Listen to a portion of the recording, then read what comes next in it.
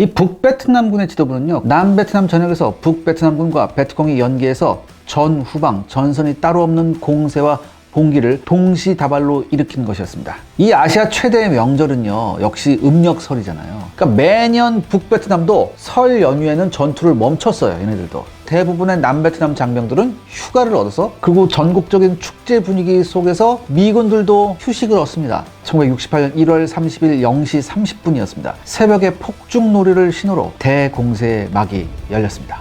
미군과 남베트남 기지란 기지들이 모조리 기습을 당합니다. 19명의 베트콩 침투조가 미 대사관 벽을 폭파하고 침투에 성공을 해요. 심지어 RPG까지 맞은 건물의 모습이 보이면서 미국 국민들은 충격과 공포에 빠집니다. 아무튼 이 사이공에서의 전투가 이렇게 일단락 되어가는 와중에 치열한 전투는 다시 캐산으로 옮겨집니다.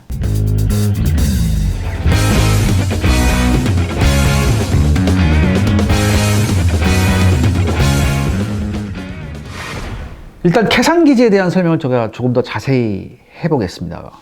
캐산은요, 북베트남과 남베트남 경계선인 북위 17도선에 근접한 기지예요. 이 지역은 1년 내내 짙은 안개하고 구름, 그리고 비로 뒤덮인 산악지대입니다.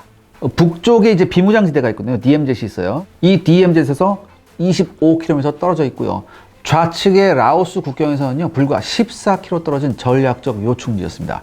북베트남 입장에서는요, DMZ 바로 아래엔 캐산 해병대 기지는 눈엣 가시였습니다. 왜냐하면 캐산하고 캐산의 우측 전초 기지가 있었어요. 랑베이 기지라고. 이 랑베이 기지는 라오스 국경에서 한 5km밖에 안 떨어져 있는데, 두 기지가 호지민 트레일을 위협하는 최대의 위험 요소였기 때문입니다. 특히 랑베이에서 라오스 국경으로부터 투입되는 미군과 남베트남 특수부대는요, 호지민 트레일에 엄청난 방해가 됐어요. 원래는 이 미군 그린벨에 훈련을 받은 산악 부족들이 이 캐산 일대를 지켰었는데요. 1962년부터 미군은 기지를 건설하기 시작합니다. 그리고 그린베레가 주둔하게 되죠. 그리고 미군이 공식적으로 전투에 개입하고 공산군의 세력이 강해지니까 66년 10월부터는 미 해병대가 주둔하기 시작합니다. 그래서 67년 1월까지 활주로가 건설됐죠. 이 1200m짜리 활주로를 중심으로 참호진지나 철조망, 지뢰 등 방어선이 만들어집니다. 사실상 북베트남에서 가장 가까운 전진기지였어요, 캐산.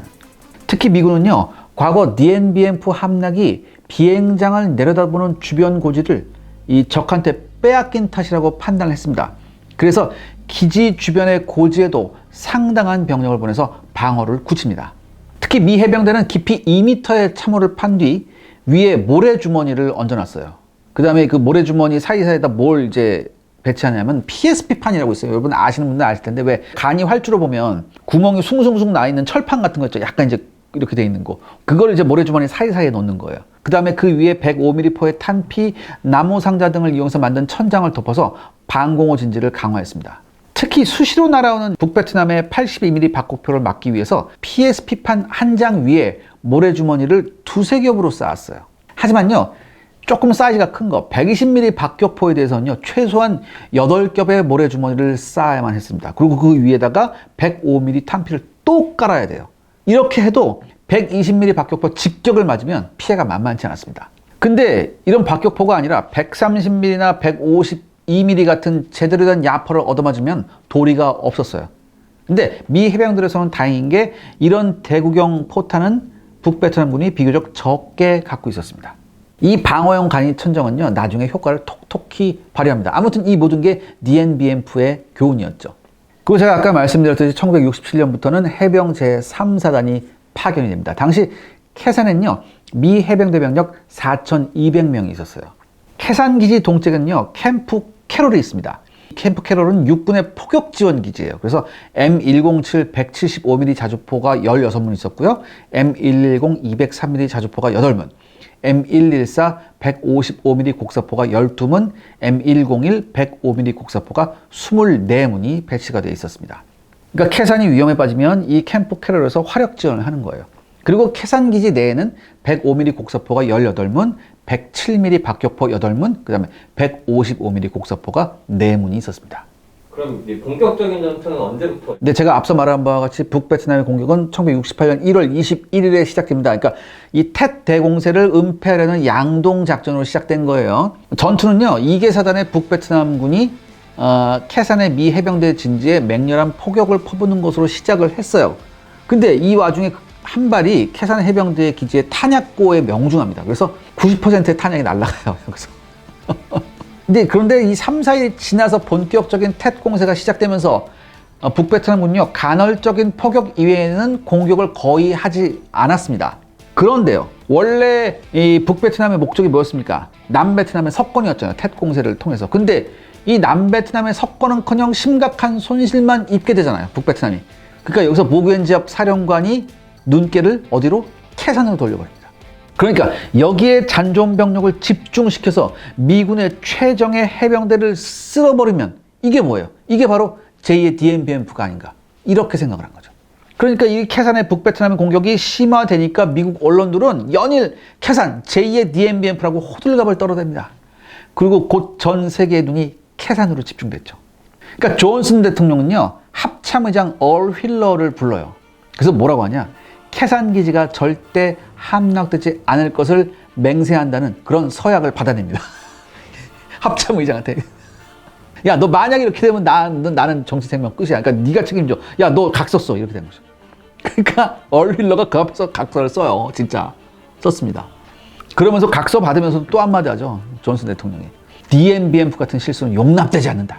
여러분, 사판이라고 아시죠? 이렇게 전장 지도 이렇게 왜 이렇게 딱 해놓고서 지도만 돼 있는 게 아니라 전장 모형, 뭐 산도 있고 뭐도 있고, 이걸 사판이라고 하거든.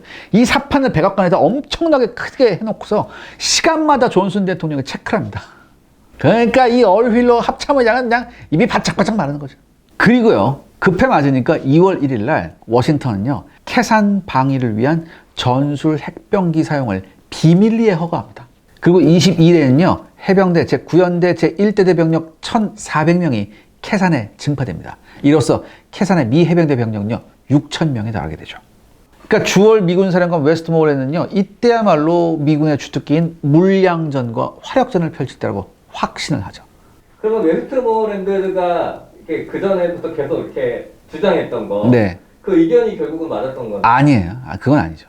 왜냐하면, 그러니까 그렇게 맞았다고 볼 수도 있는데, 왜냐하면 주공이 캐산이 아니었잖아. 전국적인 봉기를 하다가 그게 안 되니까 다시 캐산으로 온 거였거든. 근데 웨스트모어랜드 장군은 뭐야? 처음부터 목표가 캐산이라고 생각했었거든. 자, 그러면 캐산이 정말 제2의 DMBMF가 되는 건가요? 북베트남군요, 사이공에서 텟 공세가 완전히 좌절된 2월 5일부터 전면 공격을 캐산에 가하기 시작합니다. 하루에 적게는 150발, 많게는 1300발의 포격을 퍼붓습니다. 미 해병대 병사들은요, 참호 속에서 꼼짝도 못하고 있었어요. 북베트남군은 야금야금 참호를 파면서 캐산 기지 앞 90m까지 접근합니다. 굉장히 땅을 잘 파요, 얘네들도. 그런데 여러분들, 캐산은 DNBMF가 아니었습니다. DNBMF의 프랑스군은요, 최후의 여력을 모두 쥐어짠 병력이 고립을 자초했었어요, 그때. 얘네가 그냥 알아서 나머지 병력 왕창 몰고 들어가서 거기다가 딱 기지를 만들었다가 작살난 거였거든. 반면에 미군은요, 그런 상태가 아니었고, 또 하나 미군은 하늘에서 지원 폭격과 보급이 거의 무제한으로 왔어요. 일단 해병대 제3항공단의 근접 항공 지원이 있었고요. 미 제7공군이 300기의 전술기를 지원했습니다. 또한 미 해군 역시 제77기동부대 함재기 90여 대가 참가했죠. 심지어 남베트남 공군까지 가세합니다. 근데 이것 중에서 가장 강력한 원군은 누구였냐? 역시 B-52로 대표되는 공중폭격이었습니다. 이 B-52는 태국이나 괌에서 출격을 했는데요. 어차피 이 캐산 진지 밖은 전부 다 누구야? 전부 다 북베트남군이라 이거지. 그러니까 뭐예요? 그냥 캐산 기지만 빼놓고 주변은 그냥 쑥대밭으로 만든 거죠. 그래서 B-52의 융단 폭격이 여기서 진가를 발휘합니다. 증언에 따르면 마치 폭포처럼 폭탄을 B-52가 쏟아부었다고 해요. 사실 이 작전면, 이 B-52가 하는 작전면 자체가 뭐냐면 나야가라 작전이었어요. 나야가라 폭포처럼 폭탄을 떨어뜨린다고. B-52의 융단 폭격은요, 심하면 1000m밖에 참호에 숨은 병사까지도 내장 파열을 일으킬 만큼 아주 강력했습니다. 근데 물론 이런 고통은 미군도 마찬가지죠. 미군 기지 주변으로 떨어지는 거였으니까. 그러니까 전투는 곧 누가 폭격에 잘 버티는지 따지는 시합처럼 바뀝니다. 근데 물론 폭격은 전투의 일부예요. 사람끼리의 전쟁도 아주 치열했습니다. 특히 캐산기지 외곽에 있던 861A 고지에는요, 미 해병대 26연대 2대대 에코중대가 있었는데요. 북베트남군 1개 대대가 야간 공세를 감행합니다. 1개 중대한테. 그래서 치열한 전투가 벌어지죠. 북베트남군요, 대량의 RPG세를 퍼부은 다음에 재파 공격을 감행합니다. 근데 미 해병대 에코 중대는 박격포를 영거리 사격하고 진내 진지에 포격을 요청하면서 주변에 최루가스까지 던지면서 악전고투를 해요. 그리고 곧 백변전까지 벌어지는 처절한 전투가 이어집니다. 여기서 근데 주목할 게 있어요. 진내 사격까지 요청을 했거든요. 그러니까 미 해병대하고 북베트남군이 동시에 포격에 의한 폭발에 휘말려듭니다. 근데 이럴 경우에 헬멧과 방탄복을 착용한 미 해병의 생존율이 북베트남군 병사보다 훨씬 높았어요. 그리고 날이 밝자마자 미 공군이 출동합니다. 그리고 북베트남군 머리 위에 불벼락을 쏟아내죠. 결국 여기를 공략했던 북베트남군 대대는 괴멸하게 됩니다. 근데 여기서 끝나는 게 아니야, 얘네들아. 폭격이 약간 잠깐 뜸해졌거든. 그러니까 이 북베트남군에서 폭탄을 맨 애가 있어. 자살 특공대. 여러 가지 방어선에서 툭툭툭 튀어나와서 막 들어가서 꽝꽝해요. 독한 놈들이지. 그래서 어떻게 해야 돼요? 이들을 탐지하는데 이제 고전적인 보초에서부터 진동 감지기, 적외선 탐지기, 심지어 지상 감시 레이더까지 동원을 합니다. 이 AN/PPS-5 레이더는요, 최대 6km 내의 사람의 움직임을 탐지할 수 있었어요. 이처럼 캐사는 전 세계의 이목이 집중된 온갖 첨단 장비부터 대검까지 난무하는 처절한 전투였습니다. 그리고 역시 미군이 가장 믿었던 것은요, 물량전을 지탱할 수 있는 충분한 보급이었죠. 시청자 여러분들의 구독과 좋아요는 영상 제작에 정말 큰 도움이 됩니다. 여러분들 부탁드리겠습니다. 구독과 좋아요. 미군의 물자 수요는요, 하루 150톤이었습니다. 제공권을 완전히 장악한 미군의 수송기들은 연일 캐산에 물자를 실어 날랐어요. 물론 북베트남군의 포격도 여기에 집중이 됩니다. 그래서 미군 수송기 손실이 차츰 늘어가요. 심지어 날아오르다가 포탄에 맞춰서 격파되는 그런 수송기도 있었어요. 이렇게 되니까 착륙한 수송기가 멈추지 않고 그대로 활주로를 질주하면서 뒤쪽 해치를 열어서 화물을 던져버립니다. 그냥.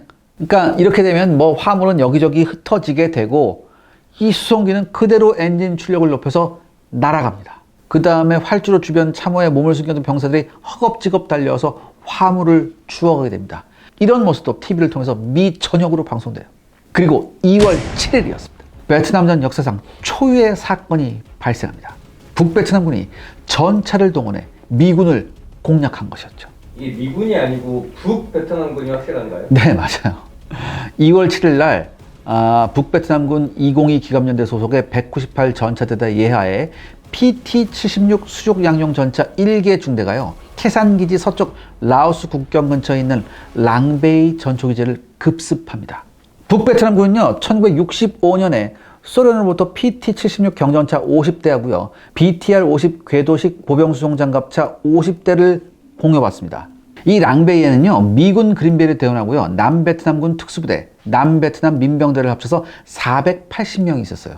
그런데 캐산 전투가 있기 직전에 미군 특수부대 정찰팀은 라오스 국경 내에서 전차의 주차장을 발견합니다. 그리고 그 주변에는 전차 궤도 자국도 아주 선명했었어요. 그래서 이 미군 정찰팀이 즉시 상부에 보고서를 제출합니다. 그런데요, 되돌아온 대답이 가관이에요. You guys are just trying to make yourself look good. The NBA haven't got tanks. 얘 뭐라냐? 너네들 스스로 좀, 나는 이렇게 짱이야, 나는 이렇게 잘 보여, 이렇게 하려고 지금 이렇게 거짓말하는 거 아니야? 왜? 북베트남군 전차가 없어. 이렇게 얘기를 해봐요. 근데요, 이거보다 전에 2월 24일부터 사실 라오스 국경에서요, 피난민들이 밀려오기 시작했어요. 당시 라오스 역시 공산군하고 내전하는 상태였거든요. 그런데 이 피난민들 중에는 라오스군 장교가 있었는데 뭐라고 증언했느냐? 북베트남군이 전차를 몰고 와서 공격했다고 얘기를 해요. 그런데 당시 랑베이 전진기지의 지휘관은 그 프랭크 윌로비 대위였거든요. 이 윌로비 대위는 이 증언을 듣고서 상부한테 뭐라고 얘기하냐? 66mm 구경의 M72 로우 대전차 로켓 발사기를 지원해달라고 얘기합니다. 그래서 캠프로 두 상자가 와요. 그러니까 100개예요. 100개가 와요. 그리고 연락장교인 데니얼 셰젤 중령이 소수의 인원을 이끌고 윌로비 대위를 돕고 있었어요. 여기서. 그러니까 일단 로켓 발사기가 왔으니까 훈련을 해야 될 거 아니야. 그러니까 사격 훈련을 하면서 25개를 써버려요. 그러니까 로켓탄이 몇 개만 남았어요? 75문만 남게 되죠. 그리고 요 랑베이 기지 안에는 106mm 무반동포가 2문이 있었고요. 4.2인치 박격포가 2문, 60mm 박격포 19문, 그 다음에 57mm 무반동포가 4문, 81mm 박격포가 6문, 그 다음에 12.7mm 중기관총이 2문이 있었습니다. 근데 사실 이때까지만 해도 랑베이에 있는 이 미군 특수부대원들은요, 설마 쟤네가 전차 갖고 오겠어? 이렇게 생각을 했어요. 하지만 1968년 2월 6일 저녁 무렵부터 북베트남군은 랑베이 전초기지에 포격을 퍼붓기 시작합니다. 그리고 2월 7일 새벽 0시 42분 11대의 PT-76 전차가 세 곳에서 랑베이 전초기지로 접근해 공격하기 시작합니다. 그러니까 라오스 국경 쪽에서 4대, 동쪽에서 2대, 그리고 남동 쪽에서 5대가 접근한 거였죠. 그리고 남동 쪽에 5대가 주공이었습니다. 이 북베트남군의 전차들은요, 캠프의 철조망 앞에 멈춰섭니다. 그리고 전차장은 공병대원한테 철조망을 절단하라고 명령해요. 그리고 양옆에 철조망이 바로 절단돼서 열리게 됩니다. 그러니까 철조망 근처에서 북베트남군 전차를 목격한 이 미군 병사가 다급한 무전을 때려요. 뭐라고 때리냐? 우리 철조망 앞에 전차가 있다고. 그런데 이 지휘관 프랭크 윌러비 대인은요, 야, 이거 전차 맞아? 잠깐 기다려, 내가 확인해 볼게. 이런 얘기를 해버려요. 그러니까 여기에 전화했던 미군 병사, 그 병사 이름이 프라고스 병장이었는데 헤드셋에다 대고 고래고래 소리를 지릅니다. 이런 제길, 5대 전차고 수백 명의 찰리가 지금 제 앞에 있다니까요. 사방에 다 있어요. 조명탐도 좀 갈겨주세요. 이렇게 그냥 고래고래 소리를 지릅니다. 헤드셋에다 대고. 근데 갑자기 찰리는 누군가요? 아, 이제 찰리는요, 미군이 베트콩을 찰리라고 불렀어요. 베트콩이 VC잖아요, VC. V가 보통 빅터, C는 찰리 이렇게 하거든. 그래서 그냥 찰리라고 불렀는데, 사실 북베트남군이 온 거였는데, 북베트남인지 베트콩인지 몰랐거든. 구분이 안 되니까 그냥 급하게 나온 대로 얘기를 했나 봐요. 찰리가 많이 있다, 뭐 이렇게. 그러니까 일이 심상치 않은 걸 느꼈죠. 그러니까 셰젤 중령은 대전차 팀을 조직해서 그들한테 이제 로 로켓, M72 로 로켓탄 발사기를 이제 줘서 무장시키기 시작했고, 그리고 윌로비 대위는요, 미 공군하고 미 해병 포병대한테 지원을 요청합니다. 그런데요, 이 베트남 산악부족 민병대들은요, 전차를 처음 봤어요. 이들은 공포에 질려가지고 무단 후퇴를 해버립니다. 그런데요, 이 남동 쪽에서 5대가 접근하고 있었잖아요.